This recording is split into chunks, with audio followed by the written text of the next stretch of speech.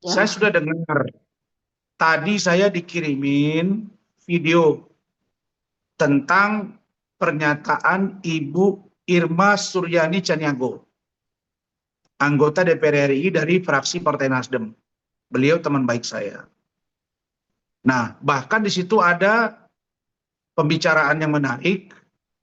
Beliau juga meminta agar, kalau saya nggak salah ya, agar dokter detektif atau doktif yang selalu mereview-review karena dia menggunakan apa namanya ya, tameng gitu ya, topeng gitu, minta juga diperiksa. Saya pikir memang begini ya, Dr. Reza Gladys, dia membawa persoalan dia di bidang kesehatan, khususnya skincare, ke komisi yang bersangkutan di DPR RI itu tepat. Tapi menyangkut tentang penegakan hukum, itu adanya di aparat penegak hukum, namanya APH. Aparat penegak hukum dalam konteks lapor-melapor, atau minta atensi, dan atau minta dikoordinasikan kepada aparat penegak hukum, apakah kejaksaan, kepolisian, dan lain-lain. Dan atau minta agar dilakukan supervisi, itu ranahnya di Komisi 3 DPR RI. Nah, tetapi komisi-komisi lain di luar Komisi 3 DPR RI, dia dapat memberikan informasi dan atau dia melakukan komunikasi dengan pihak Komisi 3. Nah, misalnya BP POM, aku udah paham yang kalian bilang itu. Jadi itu bidang komisi siapa? Misalnya kemarin ada komentar dari Uya Kuya, ada Ferel. Jadi ada juga si Nafa Urbah ya. Nah, jadi masalah skincare ini, saya ini kan pengacara para pemilik skincare. Kalian tahu, itu saya pegang dulu 90%. Reza Gladys itu mantan klien saya, itu tuh gara-gara difitnah-fitnah. Cabut kuasa itu saya duga gara-gara Hotman. Makanya saya minta, kalau kaitan dengan Nikita Mirzani, tersangka, kemudian juga terkait dengan Mail, kalau diduga terlibat Dokter Oki, saya minta Oki juga proses. Oki juga harus diproses. Nah, jadi urusan urusan persoalan skincare ini, minta aparat penegak hukum, saya setuju. Jadi misalnya komisi yang menangani bidang BPOM itu memang mereka sifatnya rekomendasi. Jadi DPR RI itu tidak punya kewenangan. Kamu dengar ya, saya ini DPRD 2 periode. Fungsinya sama. DPR RI itu punya kewenangan pada fungsi monitoring, ya, kemudian supervisi, dan kemudian budgeting. Controlling, budgeting, legislasi. Sedangkan fungsi eksekutorial itu adanya di kepolisian. Mereka yang mengeksekusi untuk misalnya menerima laporan. Nah, jadi saya meminta Dr. Reza Gladys, kalau dia merasa masih ada yang perlu dilaporkan dan minta diatensi oleh DPR RI, datang ke Komisi 3. Itu maksudnya.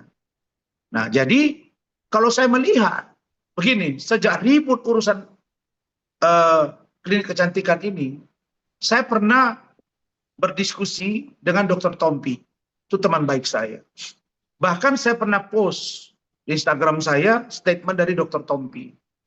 Nah, jadi sejatinya urusan klinik kecantikan ini, kalau dia tidak benar-benar digunakan dengan benar, jangan sampai ada di situ hidroquinon, merkuri, ya. Kalau itu salah, itu bisa menjadi cancer, berbahaya. Nah, sejak ribut-ribut ini, semua pemilik kecantikan kelihatannya drop.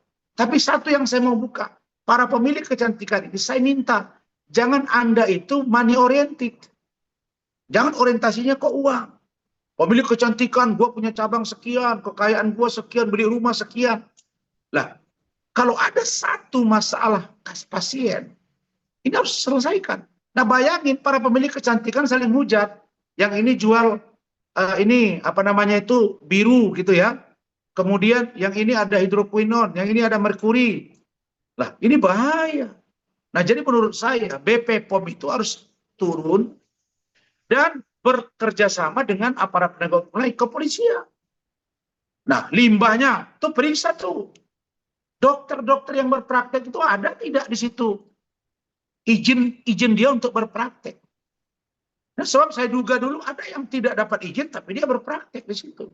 Bayangkan kalau ada satu saja dia salah atau malpraktek, siapa yang bertanggung jawab? Nah, jadi menurut saya supaya BP POM, aparat penegak hukum menegakkan semuanya, termasuk limbah dari klinik itu dibuang kemana? Nah, dan kalau misalnya kejadian disuntik misalnya, ya, katakanlah itu misalnya kromosom.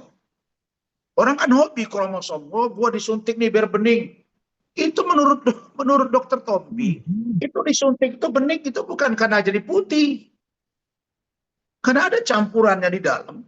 Dan kalau campuran itu racikannya tidak benar-benar steril, dia berimplikasi berakibat pada penyakit.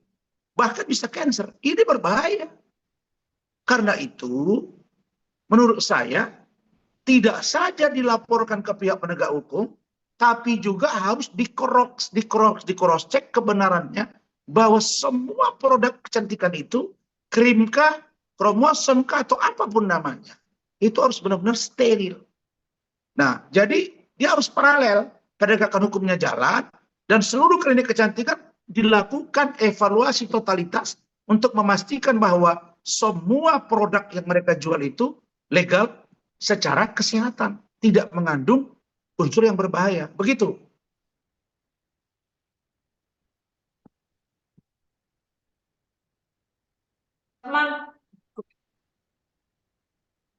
Ya, Bang, artinya Bang setuju ya bahwa pengusaha skincare yang nakal-nakal ini bisa diberantas gitu ya Bang? iya. Kan sekarang sudah di depan mata. Coba Anda lihat. Dokter detektif bilang si A itu ada mengandung kimia, itulah yang namanya merkuri atau hidroquinon. Terus dokter Richard juga, saya review, oh ini mengandung ini. Lah, apa nggak berbahaya? Kita nggak boleh lihat yang hari ini. Bagaimana dengan produk yang kemarin yang dijual, yang dipakai orang gitu loh. Yang orang sudah beli mahal-mahal, kalian jangan lupa ya. Untuk suntik kromosom saja itu bisa 5 sampai 6 juta, bahkan 15 juta.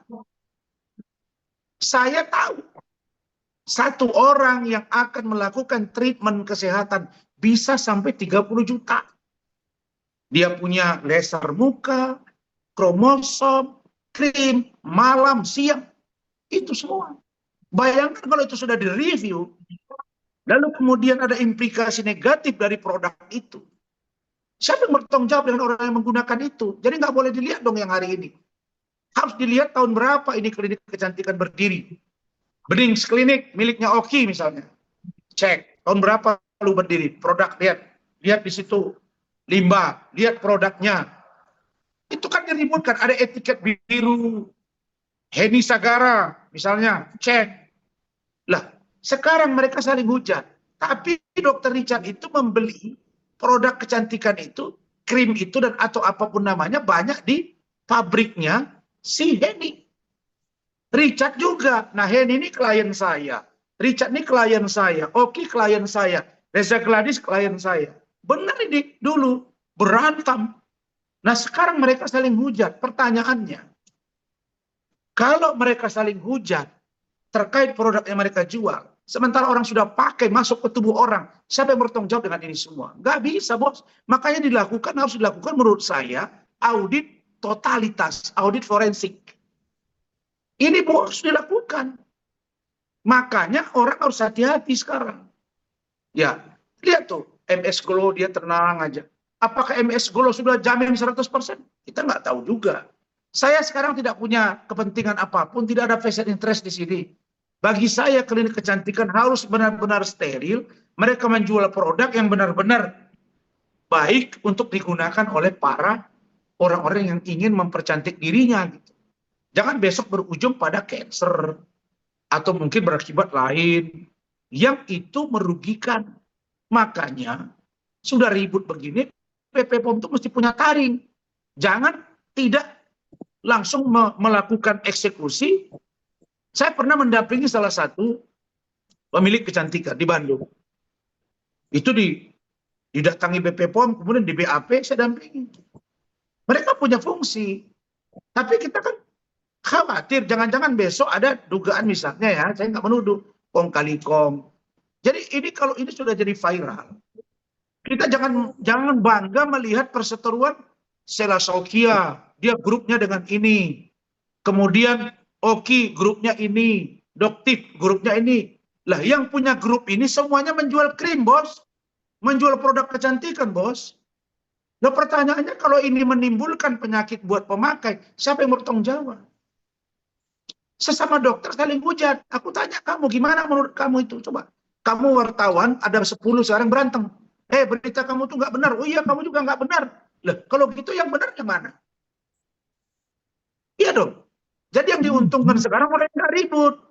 Misalnya MS Golo, dia nggak ikut-ikutan ribut. RH, dia nggak ikut-ikutan grup. Z, dia nggak ikut-ikutan grup apa ribut. Ya, tapi pertanyaannya, apakah seluruh klinik kecantikan sudah melakukan standar operasional sesuai dengan aturan hukum yang ada? Ketika mereka membuat klinik skincare, maka harus ada aturan yang mengikat untuk itu. Itu yang perlu dipahami. Begitu.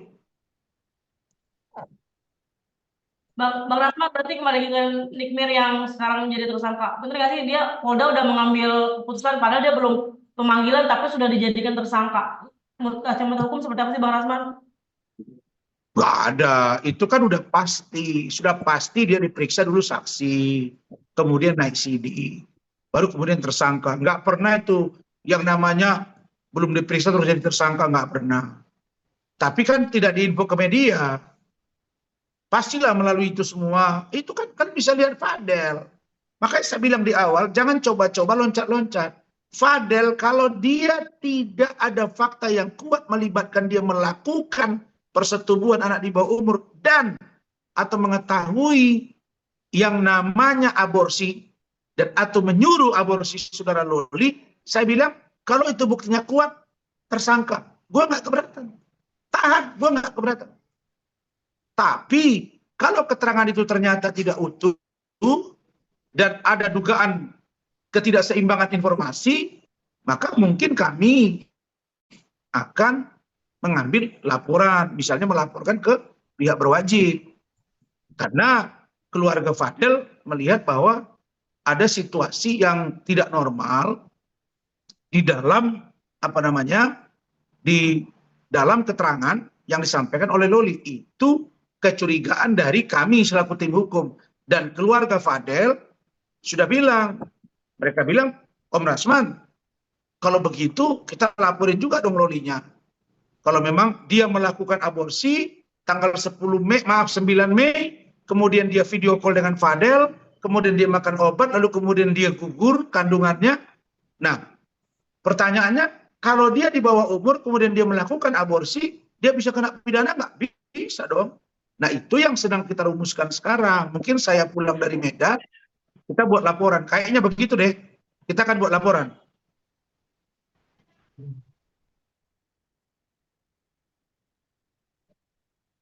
Iya. Dalam waktu dekat, tadi saya sudah komunikasi dengan tim, kelihatannya dalam waktu dekat kita buat laporan polisi untuk Loli. Sekali lagi, Ananda Loli, aku nih ommu, aku bukan benci sama kamu, cuma om kecewa kenapa kamu terlalu cepat berubah.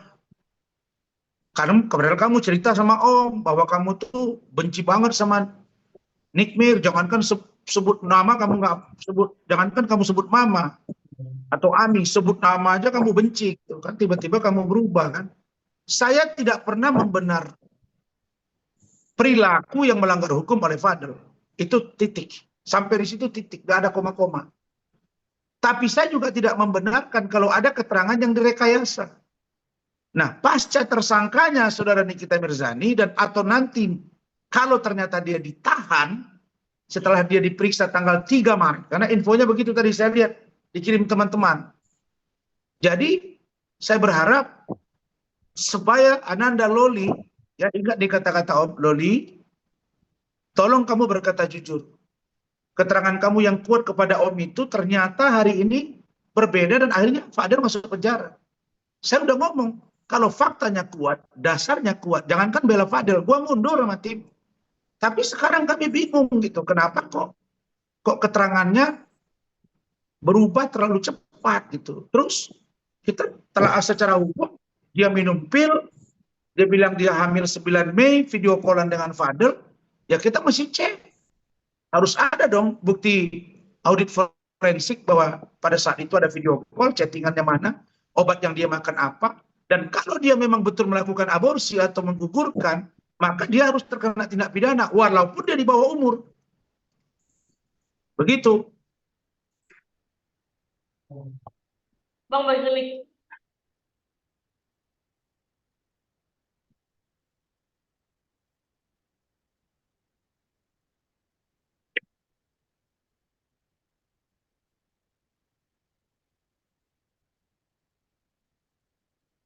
Iya, Rahmat itu bicarakan atas perintah saya.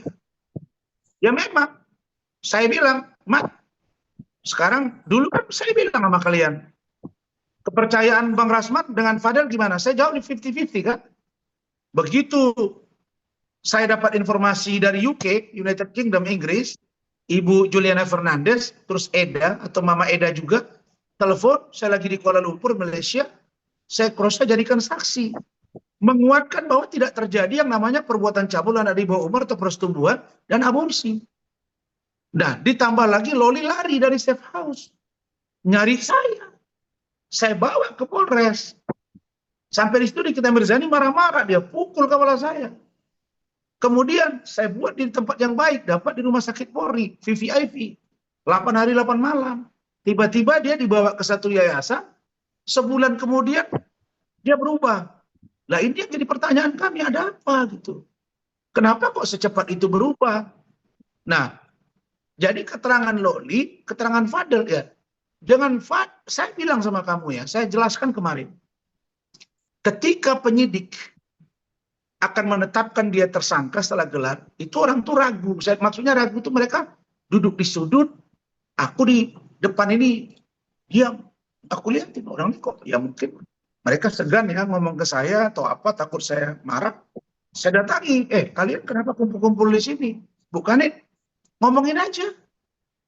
Kalau kalian sudah gelar dan dia tersangka, umum kasih tahu gua, jangan diam aja. Ini nunggu-nunggu di sini lama-lama. Ini sudah malam, saya bilang. Dan kalau memang mau ditahan, bilang ke saya. Biar saya ngomong sama Fadel sama keluarganya, itu bapaknya nunggu di luar. Begitu. Oh, maaf Bang, iya benar Bang, sudah gelar kan. Ya udah, saya panggil Fadel, sini. Fadel, panggil bapaknya, panggil kakaknya, ada Rahmat semua. Saya bilang, sini kamu. Fadel, gua tanya, kamu serius? Jangan bohong. Ya Om, kamu benar tidak melakukan persetubuhan 10 kali? Pengakuan Loli loh. Wah, nggak ada Om. Sumpah Om. Enggak, aku mau tanya. Benar nggak? Enggak Om. Benar kamu tidak melakukan? Tidak. Kamu siap? Siap. Terus benar tidak kamu menyuruh dia untuk aborsi? Tanggal 9 Mei 2024. Dia masuk Maret ya.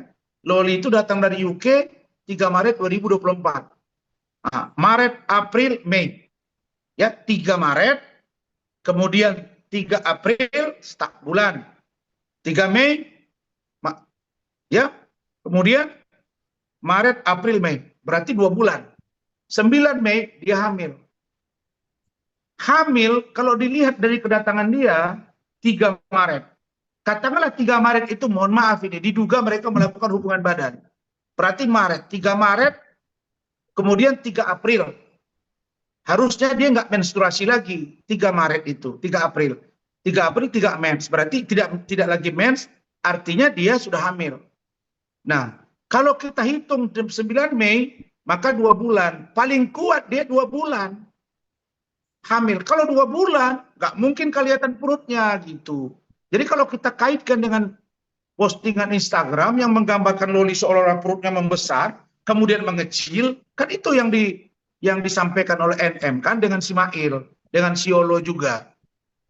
Nah, jadi ini keterangannya itu menggambarkan bahwa seolah-olah perutnya sudah besar. Lah, anak saya dokter. Saya tanya, gimana? Nggak mungkin, dan anak saya 8. Mana ada sih orang 2 bulan perutnya gede? Nggak ada. Nggak ada. Walaupun perempuan itu kurus. Kurus, kecil, itu nggak ada. Nah, setahu saya begitu. Kalau dia hamil, 5 bulan, 4 bulan lah, paling tidak itu baru kelihatan. Tapi kalau 2 bulan, saya pastikan itu masih darah. Jadi kalau itu dia mengatakan hamil ada kelihatan membesar, itu nggak mungkin. Sebentar, nggak mungkin. Terus kalau dia pakai pil, terus dia gugur dengan katanya kan dimakan pil sambil video call dengan Fadel, terus kasih Sprite. Nah, kalau itu dia lakukan, maka Loli terkena tindak pidana. Makanya Loli, saya minta kamu ngomong sama Om jujur. Karena saya nggak bisa tahan. Kalau keluarga Fadel minta laporin, ya gua harus dukung dong laporan. Kan kasihan. Nanti Fadel di penjara. NM di penjara. Nanti Loli juga di penjara. Kan? Terus kalian dapat apa? Dari awal aku udah ngomong. Udah NM kamu setujui aja. Jodohin mereka nikahin. Kan dari dulu aku ngomong begitu. Sekarang lihat tuh. Muncul masalah di mana-mana kan. Kasihan kan? Itu yang saya jaga. Gitu loh. Apa kamu tadi? Bang, berarti tanggal 3 Maret besok Nikmir pas pakai baju oranye dan ditahan ya, karena kan udah memenuhi Kamu panggilan, ini terus jangan sudah ngadu bukti-bukti udah terkumpul dari jangan ngadu Polda. domba gua dong. Ini pakar-pakar di belakang gua nih, mak-mak semua Ya ini. kan, kan udah Sekarang saya tanya kamu, coba saya tanya, ini ada Kak Upi nih, ada Kak Dewi nih. Orang 2 bulan nampak nggak perutnya besar? Enggak kan? Ya Kak Dewi, ini orang Ciganjur nih. Nah, nggak ada, ini juga niat nih, nggak ada. Nah, perkara dia pakai baju oren, tidak pakai baju oren, ya itu kan bukan kewenangan saya. Jangan dong, saya udah bilang tadi, saya tidak setuju dan tidak pernah ingin mendendam sama orang sehingga dia masuk penjara. Tapi kalau itu polisi mengambil sikap, itu menjadi hak subjektivitas penyidik. Itu bahasa hukumnya. Hak subjektivitas penyidik. Seseorang ditahan, ancaman hukuman di atas 5 tahun dapat ditahan. 1. Berdasarkan subjektivitas penyidik. Diduga akan mengulangi perbuatan, melarikan diri, menghilangkan barang bukti. Kalau 3 ini penyidik menganggap ini bisa dilanggar salah satu poin 3 ini oleh si tersangka, maka dapat ditahan. Kalau dapat ditahan, artinya pakai baju oranye. Nah, saya ditanya, saya senang dia ditahan? Tidak. Saya berharap kalau dia ditahan, bisa mengurangi sedikit perang di media sosial. Lu lihat tuh, bagaimana Fitri tiap hari ngantam, NM ngantam, ini dulu. Aku aja laki-laki puyeng. Makanya saya berharap kalau dengan dia di dalam akan berkurang. Karena Loli pernah ngomong ke saya bahwa Om, waktu Nikmir di penjara di Banten, di Serang, kami itu adem di rumah Om. Itu kata dia. Nah, itu kata Loli loh, bukan kata saya. Tapi sekali lagi, mohon maaf, apapun yang terjadi dengan posisi NM saat ini, tidak sedikit pun membuat saya senang dan bahagia. Tidak. Sama sekali tidak. Ya, oke ya, cukup ya. Aku di rumah mertua nih, ntar aku kena marah nih, kena usir aku nanti. Support Nikmir buat Niki, supportnya Bang, gimana Bang? Ada kata-kata mau sampaikan buat Nikmir Bang, supaya kuat semangat gitu buat 3 Maret besok dari Abang. Iya, Kata-kata Nikmir, semangat. begini, adikku Nikmir, itulah yang selalu saya lihat dari awal. Kamu ini punya pengacara, tapi pengacara kamu kayaknya kurang berperan dalam memberikan advice atau advice hukum ke kamu. Sehingga kamu itu offside terus, offside. Bayangin di saya aja 2 laporannya. Pak Umar tambah 1, 3. Laporan dari lain-lain lagi. Saya dengar laporan untuk NM itu ada 7. Di luar Reza Gladys, 7. Ya, bayangin tuh, 7 lagi nyusul gitu. Yang pasti laporan saya.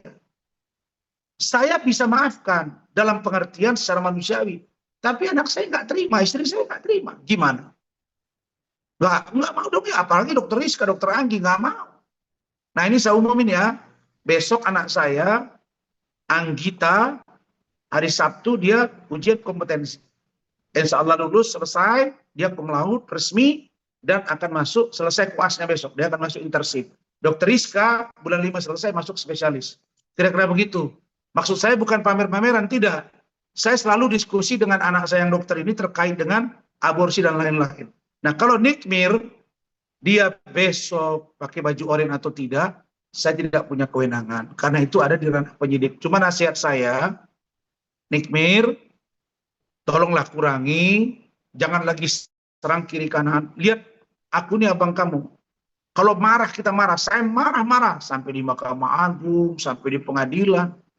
Tapi kita tetap kontrol, bukan unkontrol. Nah setelah itu, saya patuh pada organisasi saya. Organisasi Peradi Bersatu panggil saya, kemudian kita di sidang etik, dinyatakan, sudah kamu ditegur keras, Pak Rasman kami perintahkan minta maaf. Ya aku nurut. Jadi kita nggak boleh berpikir sendiri, bekerja sendiri, nanti salah sendiri. Gunanya penasihat hukum itu di situ. Makanya saya katakan dalam teori hukum selalu dibangun yang disebut dengan fakta sunt potentio reverbis. Banyaknya kata-kata, banyaknya opini, banyaknya pembicaraan di ruang manapun, bahkan ribuan kata-kata akan dipatahkan oleh satu perbuatan. Nah, kecenderungan orang berpikir selalu saya sebut lex neminem sigit in impossibilia. Bahwa orang yang tidak melakukan perbuatan, jangan kamu paksakan dia melakukan perbuatan itu. Karena prinsip hukum kita jelas. Lebih baik membebaskan 1000 orang yang bersalah daripada menghukum satu orang yang tidak bersalah. Kan berat itu kan. Jadi jangan salah hukum gitu. Makanya saya ini melawan sama Hotman. Karena saya tidak menerima kalau gua nggak salah, jangan hukum.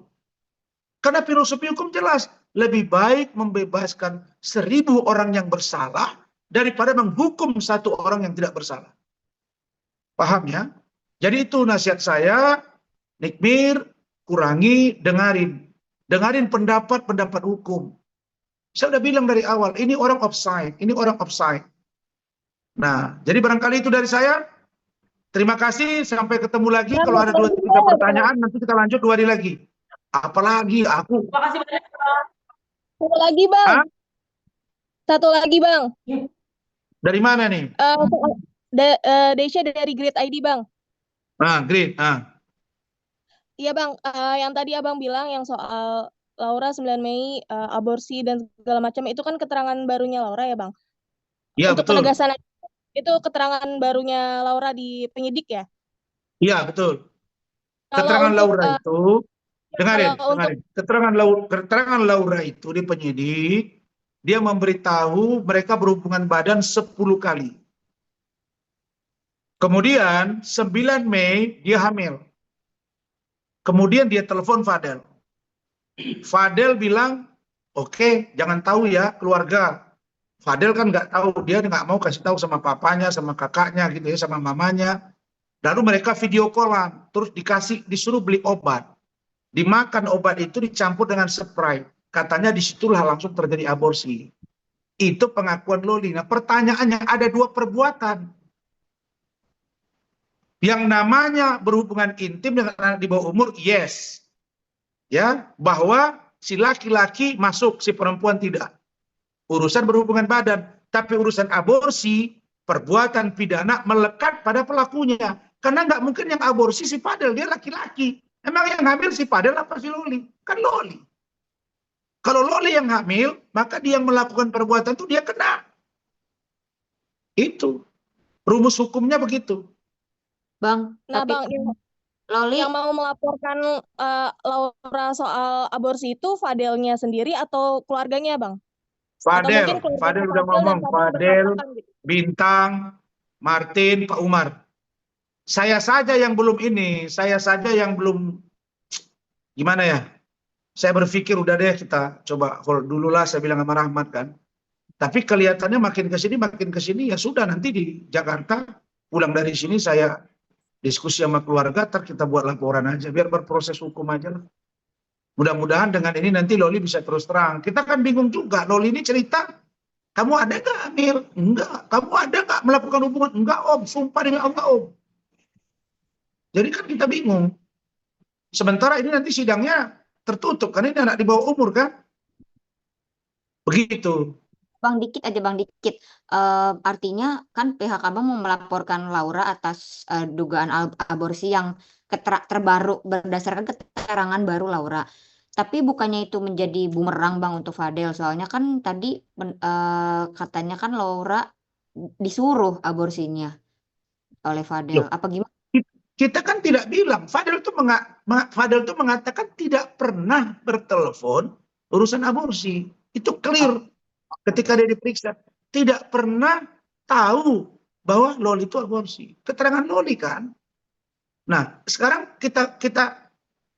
saya katakan, anggaplah dulu Fadel tahu. Oke? Ancaman hukuman aborsi 4 tahun. Ancaman hukuman bersetubuh anak di bawah umur 15 tahun. Berarti kalau dia akumulasi 19 tahun. Taruhlah dihukum akumulasi 19 tahun kurang 2/3. Berarti jatuhnya 15 tahun. Kan begitu, gampang aja rumusnya. Nah, pertanyaannya, kalau Fadel tahu, kemudian membenarkan perbuatan itu, tetap juga Loli kena. Cuma hukuman Fadel nambah. Sedangkan kalau Loli melakukan sendiri tanpa setahu Fadel, Lolinya tetap masuk 4 tahun. Clear. Oke? Cukup ya? Cukup Bang, makasih. Cukup ya. Terima kasih banyak.